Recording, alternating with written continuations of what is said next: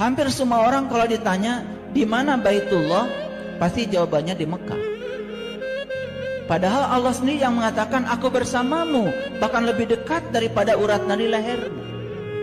Coba kalau pakai asas keilmuan, kok Allahnya dekat di sini tapi rumahnya jauh.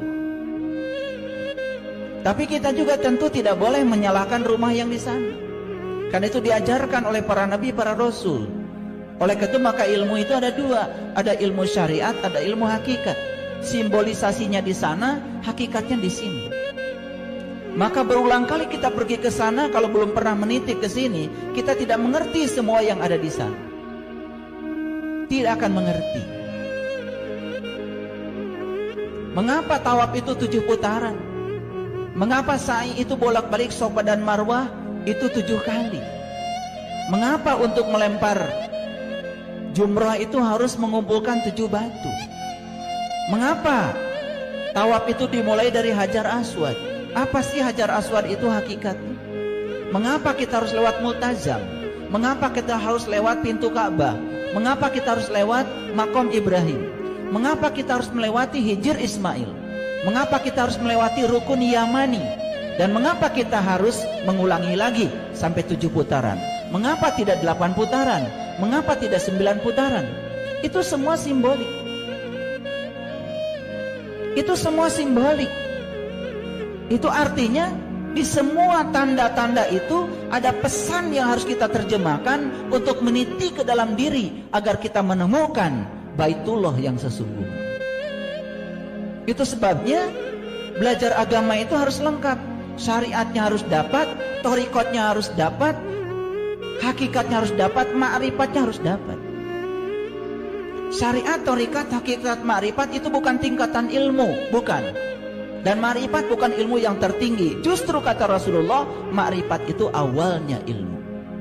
Maka Rasulullah bersabda, awaluddin ma'rifatullahi ta'ala wa rasulih. Awalnya agama justru mengenal Allah dan Rasul. Makanya para nabi, para rasul, sebelum mereka menyembah Tuhan mereka mencari dulu Tuhannya. Setelah ketemu baru mereka menyembahnya. Itu yang dicontohkan oleh mereka, yang tidak diikuti oleh kita semua. Oleh karena itu kembali lagi, ketika saya membaca kitab Al-Dardiri tentang Isra Mi'raj, ternyata dalam kitab itu banyak sekali simbol-simbol yang dipahami seakan-akan itu yang sebenarnya. Jadi ketika diceritakan Nabi Muhammad itu melampaui langit pertama, langit kedua, langit ketiga, langit keempat, sampai langit ketujuh, puncaknya di Sidratil Muntaha, itu dianggap langit itu betul-betul langit secara fisik.